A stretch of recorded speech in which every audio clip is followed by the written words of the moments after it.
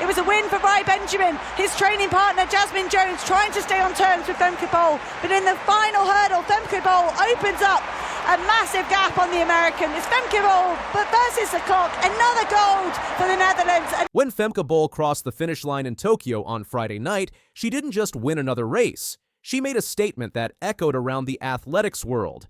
The Dutch superstar absolutely dominated the women's 400-meter hurdles at the World Athletics Championships, clocking a world-leading time of 51.54 seconds that left her competitors trailing in her wake. Jasmine Jones, a great run for second. Zapletalo from lane 2 has managed to snatch herself a bronze medal in 53 seconds. This wasn't just any victory for the 25-year-old, this was Bol defending her world title from Budapest 2023, and she did it in the most convincing way possible. Running at the Japan National Stadium, the same venue where she won Olympic bronze 3 years earlier, Bol proved once again why she's considered one of the greatest hurdlers of all time. The race started with familiar faces in familiar positions. American Jasmine Jones, known for her strong finishes, kept pace with Bol through the first half of the race. But anyone who's watched Bol race knows that her real magic happens in the second half.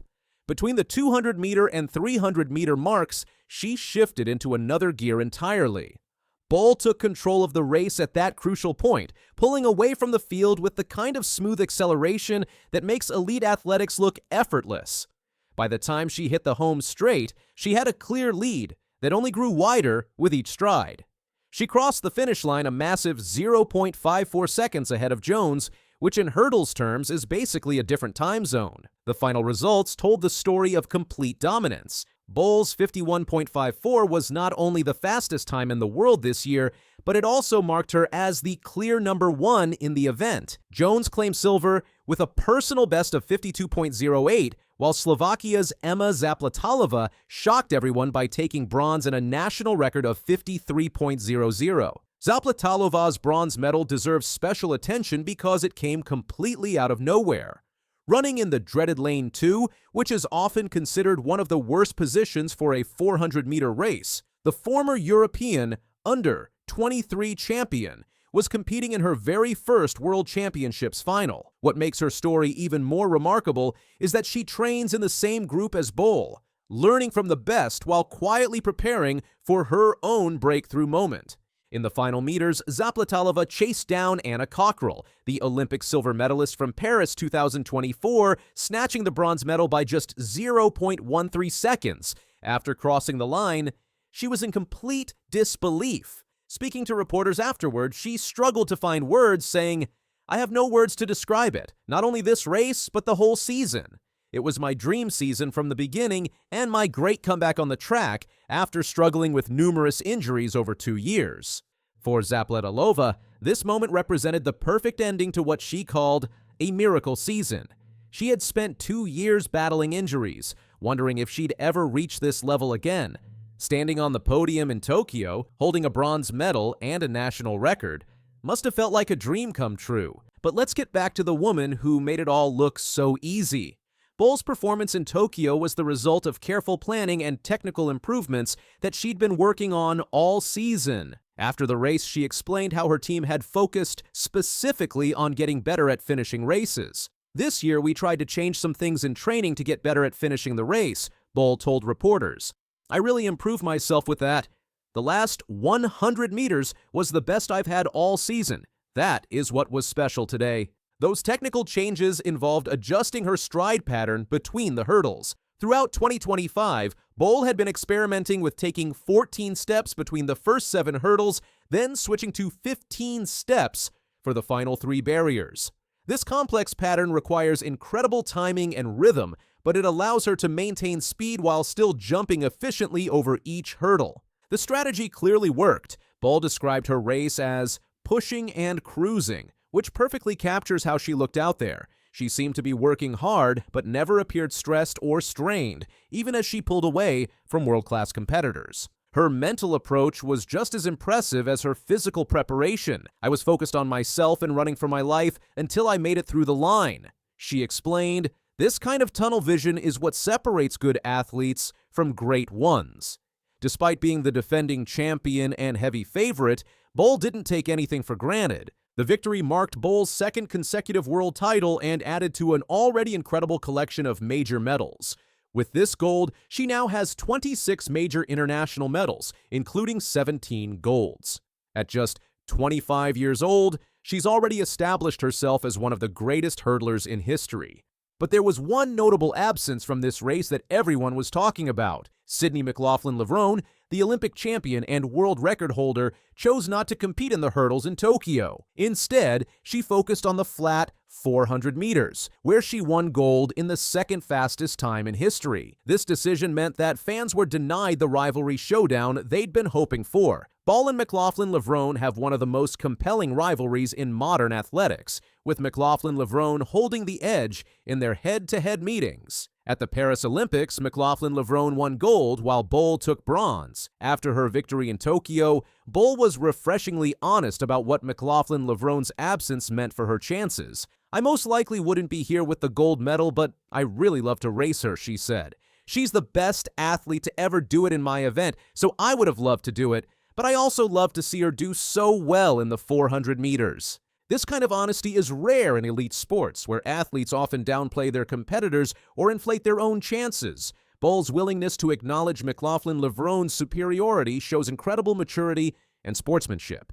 She genuinely respects her rival's abilities while still believing in her own potential to compete at that level. The American hinted after her 400-meter victory that she might attempt both events at the 2028 Los Angeles Olympics, which would be an unprecedented challenge. Bol was excited about the possibility, saying, "If she feels physically ready for that, that would be amazing to see because I think if someone could pull it off, it would be her." While Bol was celebrating her victory, the American team had their own success story in Jasmine Jones. The 23-year-old silver medal and personal best came at the perfect time. Just minutes after watching her training partner Rai Benjamin dominate the men's 400-meter hurdles final. Their shared coach, Joanna Hayes, who won Olympic gold in the 100-meter hurdles in 2004, must have been having one of the best nights of her coaching career. Jones described her breakthrough medal as a huge relief, explaining that she had been chasing a podium finish since missing out at the Paris Olympics. "Last year, I really wanted a podium, and to have the silver is not too shabby," she said. The race also marked the end of an era with Dalilah Muhammad's retirement, the 35-year-old American who won Olympic gold in 2016 and held the world record before McLaughlin-Levrone broke it, finished 7th in what she announced would be her final race. Muhammad had been dealing with injuries and admitted she almost didn't want to compete, but her team convinced her to give it one last try. Bol's victory in Tokyo was the perfect ending to what had been an incredible season for the Dutch star. She came into the championships unbeaten in her specialist event, having won 8 consecutive races throughout 2025. Her wins came at Diamond League meetings in Rabat, Hengelo, Stockholm, Monaco, London, Budapest, Silesia, and Zurich. This unbeaten streak extended her dominance in the Diamond League, where she had now won 30 consecutive hurdles races. The Tokyo victory also earned her a 5th Diamond League trophy, cementing her status as the best 400-meter hurdler in the world right now. "I don't think she'll be caught this time, but the gap was too big. The Americans successfully defend the..." 2 years ago, Femke Bol from the Netherlands was winning the race and about to get the gold medal. American runner Alexis Holmes was way behind, trying her best to catch up. But when these two women raced again in Tokyo, things were totally different. This time, Holmes was the one winning from start to finish. The mixed 4x400-meter relay is still finding its feet as an event. It only started at the World Championships in 2019, but it's already delivered some of the most dramatic moments in track and field history. And the Tokyo 2025 Championships, they just added another unforgettable chapter. Going into this race, the United States had every reason to be nervous. Sure, they dominated early on, winning that first World Championship in 2019 with a world record, but then came 2022 in Eugene, where they could only manage bronze on home soil. The Netherlands was rising, and their anchor runner Femke Bol was becoming a household name. Then Budapest 2023 happened, the race that nobody could forget. Bol had put the Dutch team in the perfect position. She was flying down that home straight, pulling away from American anchor Alexis Holmes. Gold seemed certain, until it wasn't. With just 5 meters to go, Bol's body gave out. She cramped up, stumbled, and hit the track hard. Holmes crossed the line for American gold while Bol lay on the ground. After the race, Bol couldn't hide her disappointment. She said she cramped toward the finish line and was pushing as hard as she could. She apologized to her team, saying she should have finished it off and that it sucked big time. The Americans had stolen victory from the jaws of defeat with a world record time of 3 minutes, 8.8 seconds. But that wasn't the end of the story. The Netherlands got their revenge at the Paris Olympics in 2024. This time, Bol stayed on her feet and anchored the Dutch team to victory over the United States. Suddenly, the Americans were the ones looking for redemption heading into Tokyo. The Japan National Stadium in Tokyo, the same venue where some of these American athletes had tasted Olympic glory before. The mixed relay had become appointment television, and everyone wanted to see what would happen when these two powerhouse teams met again. The American team looked strong on paper. Bryce Deadman would open things up. He's no stranger to relay gold, already having Olympic silver and bronze in this event, plus 2 world titles in the men's 4x400. Lina Irby Jackson would run the second leg. She knew this track well, having won Olympic gold in the mixed relay right here in Tokyo 4 years earlier. For the third leg, they chose Genoa McIver, a former University of Florida standout who had been running fast times all season. And anchoring, Alexis Holmes, the woman who had been there in Budapest when everything went crazy. She knew what it felt like to inherit a hopeless situation and somehow find a way to win. The Dutch team was built around one superstar. Femke Bol is not just any runner. She holds the indoor world record in the 400 meters and is the reigning world champion in the 400-meter hurdles. When she gets the baton in her hands, magical things tend to happen. The question was whether the Americans could build a big enough lead to keep her from working her magic again. Race day arrived, and the atmosphere in Tokyo was electric. 8 teams lined up, but everyone knew this was really about 2 countries. The United States and the Netherlands had been trading victories for years, and this felt like the ultimate showdown. From the gun, things looked different than Budapest. South Africa's Gardeo Isaacs actually ran the fastest opening leg at 44.57 seconds, giving his team an early lead. But Deadman kept the Americans close, running smart, and positioning his team perfectly for what was to come. The race really started to take shape on the second leg. Irby Jackson took the baton and immediately went to work. She ran 49.18, and suddenly the Americans were in front. The Dutch tried to respond through Lieke Klaver, who ran 49.55, but the gap was already starting to open. This wasn't going to be another last-minute thriller. Then came the moment that decided everything. McIver took the baton for the third leg and absolutely exploded. His 43.91 split was the fastest leg anyone ran in the entire race. By the time he handed off to Holmes, the Americans had opened up a massive lead. This wasn't Budapest all over again. This was something completely different. Holmes had a completely different job this time around. In Budapest, she had to chase down Bol and hope for a miracle. In Tokyo, she just had to bring it home. She ran a controlled 49-something split and crossed the line with over a second to spare. The Americans had won gold again, and they'd done it by tying the championship record at 3 minutes, 8.80 seconds. Behind them, Bol did what she does best. She ran an outstanding anchor leg of 50.06 to bring the Netherlands home for silver in 3 minutes, 9.96 seconds. There was no drama this time, no last-second collapse. She had run brilliantly, but the Americans were simply too good on this night. The bronze medal went to Belgium in 3 minutes, 10.61 seconds, and it was a special moment for them. This was their first global medal in the mixed relay, and they had earned it the hard way. Helena Ponette timed her anchor leg perfectly, edging past Poland by just 0.02 of a second. After finishing 5th at the 2023 World Championships, 4th at the European Championships, and 4th at the Olympics, Belgium finally got their reward. After crossing the line, the emotions were clear. Holmes talked about how every time they compete for the United States, they want to leave with the gold medal. As long as everyone handles their leg, she said, they're always going to do the best they can. She was excited about the victory and said she doesn't take any opportunity to compete for Team USA for granted. Deadmon, who had set everything up with that opening leg, was full of confidence afterward. He said that with his 3 teammates behind him, he knew he was going to be all right. His message to them was simple: trust yourselves. They had been running 400s all year, and if they did the same thing they'd been doing, everything would work out as it was supposed to. Even Bol seemed at peace with the result. She admitted it was a bit chaotic at the beginning, but said that's how they like relays. The team had put her in a great position, and they just tried to catch up. There was no disappointment this time, just acceptance that the Americans had been better. This victory meant everything for the United States program. After that disappointing bronze in Eugene and the Olympic loss in Paris, they needed to prove they were still the standard in this event. The mixed 4x400 might be newer than other relays, but it's quickly becoming one of the most competitive and exciting events in track and field.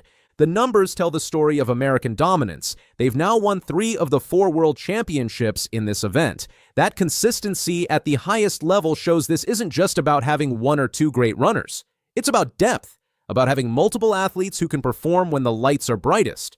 McIver's 43.91 split was the perfect example. He came in as the least known member of the team, but when his moment came, he delivered the performance of his life. That's what makes relay racing so special. Individual talent matters, but it's about how 4 people come together to create something greater than the sum of their parts. In Tokyo, we saw the United States execute their game plan to perfection. They built an early lead, extended it through the middle legs, and brought it home safely. It was the exact opposite of the chaos and drama that had defined their previous meetings with the Netherlands. Got company, Clayton going well to her side, but Melissa Jefferson-Wooden streaks away in the closing stages, 10:61. This 24-year-old girl from a small South Carolina town once put her athletic dreams on hold to save her father's life. 7 years later, she just ran the 4th fastest time in women's 100-meter history and absolutely destroyed the best sprinters on the planet. On Sunday night at the World Athletics Championships, Melissa Jefferson-Wooden didn't just win the women's 100 meters. She completely destroyed the field with a performance that sent shockwaves through the athletics world. Running 10.61 seconds, she set a new championship record and became the 4th fastest woman in history. But this story goes way deeper than just fast times. 7 years ago, Jefferson-Wooden made a choice that changed everything. When she was just 17, her father was diagnosed with a rare blood condition that threatened his life. Without hesitation, she stepped forward as a stem cell donor, putting her sporting dreams on hold for 2 years to save the man who raised her. That decision, made in a small seaport town called Georgetown in South Carolina, would shape the champion we saw dominating in Tokyo. Fast forward to 2025, and Jefferson-Wooden entered these world championships as the hunter, not the hunted. She'd never won an individual global title before, despite winning bronze at the Paris Olympics and helping Team USA claim gold in the relay. All season long, she'd been perfect in the 100 meters. Not once had she lost. Not once had she even run slower than 11 seconds. The girl from Georgetown had turned herself into an unstoppable force. The build-up to Sunday's final was intense. Jefferson-Wooden wasn't just running fast times randomly. She'd lowered her personal best by nearly 0.2 of a second this season after dealing with injuries in 2024. She'd completely changed her approach to training, working with a chef, and even giving up her beloved Culver's burgers. Every detail mattered now. Standing in her way was a loaded field. Julian Alfred, the Olympic champion from St. Lucia, had been talking confidently about adding another gold to her collection. The defending world champion Sha'Carri Richardson was desperate to bounce back from a tough season. Jamaica's Shelly-Ann Fraser-Price, the 38-year-old legend with 10 world sprint titles, was making her final individual appearance before retirement. And then there was 21-year-old Tina Clayton from Jamaica, representing the next generation of Caribbean sprinting. The semifinal showed us exactly what was coming. While Alfred looked comfortable posting the fastest qualifying time, Jefferson-Wooden responded with the fastest semifinal time of 10.73, and she made it look easy. Richardson had her own drama, stumbling badly at the start and falling meters behind before using her famous top-end speed to qualify in 3rd place. But Sunday's final belonged to one person from the moment the gun fired. Alfred actually had the fastest reaction time at 0.169 seconds, but something was wrong. She'd pulled her hamstring during warm-ups, and you could see it affecting her from the first few steps. Meanwhile, Jefferson-Wooden exploded from the blocks like she'd been shot from a cannon. By the 50-meter mark, she was in complete control. What happened next was pure domination.